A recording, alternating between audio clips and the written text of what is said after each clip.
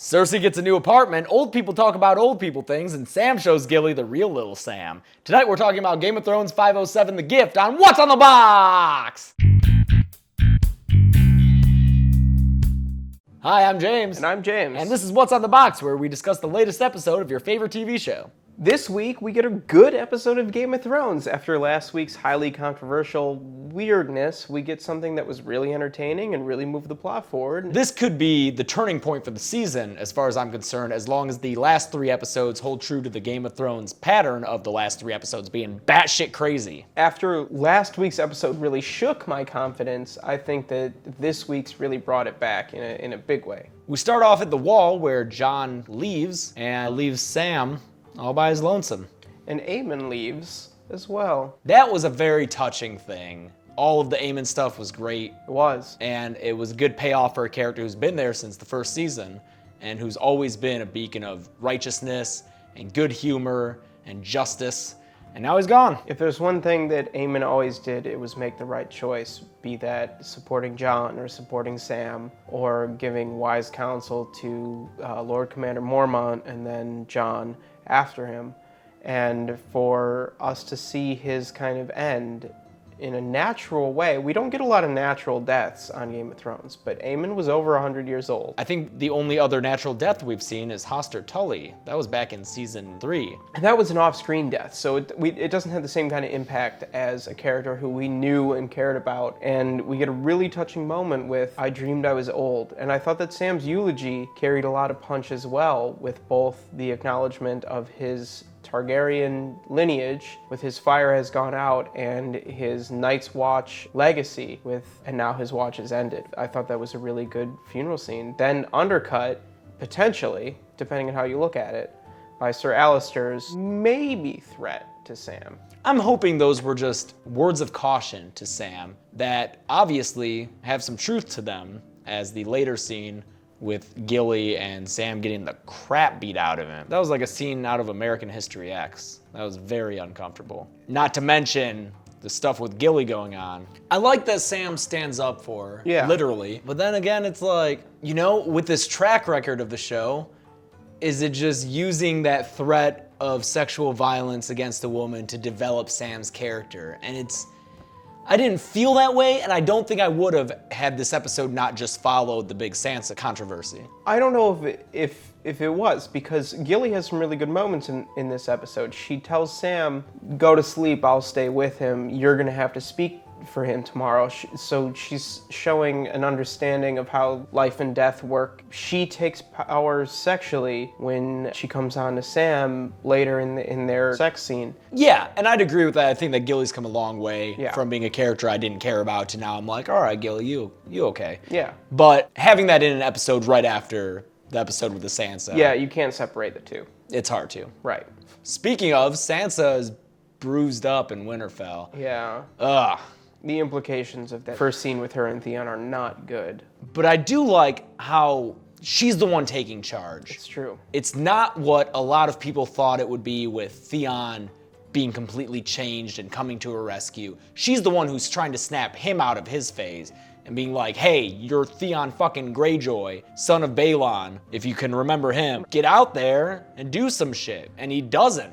I think that everyone was expecting it to be a quick turnaround for Theon and to come through for her, but he doesn't. Actually, she's also fighting back with words, like she would learn from Cersei or Littlefinger, by breaking down Ramsay's confidence with the, you're a bastard, right, Tommen's a bastard, right. And we see her grab that tool. Chekhov's corkscrew? Yes, and all of us are just waiting impatiently for that to come out. But I also really like the way that she reacts to the flayed woman. Yes, she tears up, and yes, it rattles her, but it doesn't break her. There's still a strength to her. Think about how Maester Luwin reacted to the boys being hung. He cried out. Right. She's not giving him that satisfaction. No, it's certainly affecting her, and it's certainly affecting her hard, but I don't think it's the reaction that Ramsay was hoping for. I'm really encouraged by the way that they handle Sansa's stuff. So far, the aftermath has been okay. This is still Sansa's storyline. Briefly, Dorne. Sure, it got better. No. It got better. after it got worse. What was the point of that scene with Jaime and Myrcella? You're not my real dad. The Jaime and Myrcella scene is totally forgettable. I don't even think we have to talk about it, really. No. But, okay, jailhouse scene, gratuitous nudity, yes. But also, way better dialogue and acting than we've seen from the Sand Snakes so far. It's true. Okay, there was some chemistry there between Bronn and Tyene. And at first, when she starts unbuttoning her blouse, I'm like, what the fuck is this? This has no point. But then it becomes clear that she's getting his heart rate up to activate the poison. For me, the stakes of that scene were negated by the fact that she gives him the antidote. That's what I'm still kind of grappling with. And you think it would have been a better scene if she got his heart rate up and killed him. I do. I think that the payoff of using her body as a weapon would have had a bigger impact if she actually did carry through with it. Given the short amount of time we have left in this season for this storyline to resolve, I just think that they continue to mishandle Dorne in a way that just frustrates me, given that the rest of this episode was really good. But the argument can be made that by not killing a knight, they're avoiding more trouble for themselves. I did have to sit there and think about it, and at first I did question why the hell is this going on. But in retrospect, I'm okay with it. And if something cool comes out of this Bronn-Tyene relationship, it'll have been worth it. I'll give you that. We also got no Oberyn. The less she speaks, the better. The same point that I had with the jailhouse scene where in the moment it made me stop and be like, what? But later on, I came to terms with it. That was all over the stuff in Meereen with Tyrion. From him beating up the guy holding the chain and people just like letting that happen, although I guess they don't see him as a threat. I have no problem with people letting it happen because I feel like that crowd would be entertained by something like that. It took me out for a moment, but whatever. Yeah. But then he's the only one chained up in that tunnel, and that also made me just think like, why? And then I thought about it, and hey, maybe they're saving the dwarf for some fun thing at the end. You're not gonna use up your only dwarf when there's a bigger show later. Sure, but then the big guy comes in and cuts him free, and I'm like, why? That one I'm still having a little bit of issue with. Maybe the guy was like, oh, little man wants to fight. Go at it, little man. The problem is that in all of those moments, my initial thought is, well, that was convenient. Big guy cutting Tyrion loose did not seem true to this world. People aren't usually that Plucky and hilarious. benevolent, but sure. Yeah, that was like in Raiders of the Lost Ark when Indy shoots the swordsman.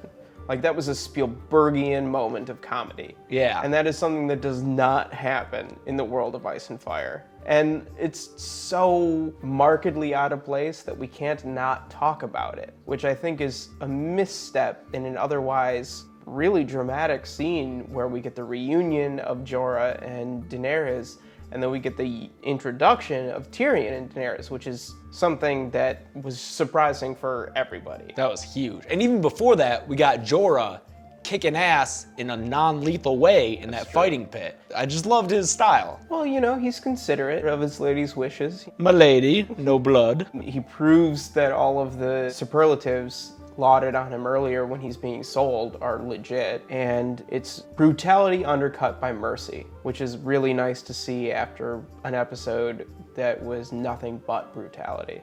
And Daenerys was digging it too, till she saw who was doing it. Then we get our first Khaleesi of the season. Oh, Jorah, you're the reason that 20 years from now there's gonna be so many Khaleesi's doing beer bongs off of college balconies. Hey, Mom and Dad, this is my fiance, Khaleesi. Dr. Khaleesi Stevenson. I think that the misdirect of Tyrion being the gift, the titular gift, was really well done because, as I alluded to at the end of last episode, savvy show watchers expected the gift to refer to the lands that Jon wants the wildlings to settle on, but we got very little Jon in this episode, and What? What? There was a big reveal of Tyrion and Dany meeting up, but it wasn't the end of the episode. No, we went back to King's Landing one more time. And in King's Landing, lots of shit going down with Cersei. In earlier episodes, we expressed disbelief at how quickly the Faith came to their power. I think this episode does a decent job of trying to explain that, when the High Sparrow tells Olenna, "We are the many," and is not as satisfactory for me as it could have been. I did like that mention of there are small people in this world who are affected by the actions of these highborn lords, and what they do has no real effect on the day-to-day life of an average person. When Olenna offers to make the High Sparrow the richest sept in Westeros or whatever, he knows that that isn't going to make a difference to most of the people in the country. And I think that that argument lends a little bit more credibility after years and years of war. It still doesn't completely resolve the issues I have with the immediacy of their power, But it helps. It helps. And what an awesome scene. Oh my God, so good. Maybe the best of the season. For Jonathan Pryce to step into this cast, which is so full of heavyweights, and to just go toe-to-toe in probably the best acted scene of the season, it's just fantastic. The way that the High Sparrow uses the small stone sept that he meets Cersei in as a way of kind of saying, we who are anonymous can bring down you who are known, I think is really great. And I think that the problems that we had with kind of the storyline of the Faith last week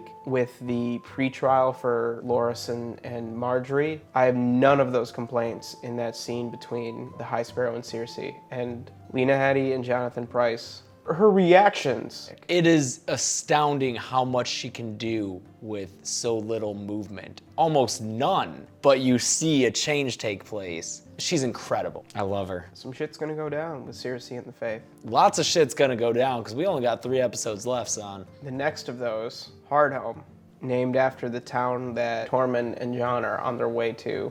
I think we're gonna get some pretty crazy stuff up north of the Wall. Sam gave Jon the dragon glass. You know that's gonna come into handy. We'll talk about all that next week, but until then, I'm James. And I'm James. And this has been What's on the Box? Why should the people subscribe to a channel that doesn't put out awesome videos? If I could subscribe to your YouTube channel, I would. I will not subscribe to some mediocre channel and watch their videos. You'll subscribe to our channel. You have to. You won't find good videos otherwise. My ancestors would spit on me if I didn't subscribe to this channel.